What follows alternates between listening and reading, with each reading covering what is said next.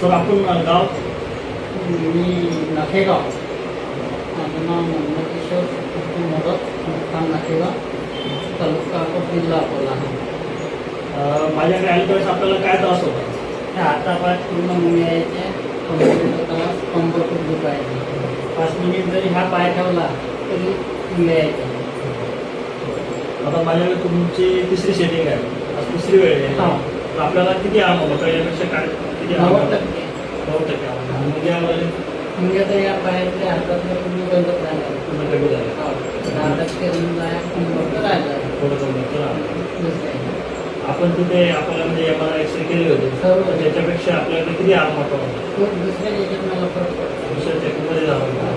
आपण ॲक्युपंक्चर आणि होमिओपॅथिक औषध हां. 2 पद्धतीनं केलेलं आहे. हां. तुम्ही माझ्या ट्रीटमेंट खुश आहात? हो, खूप असे आभारी जे आहे की खूप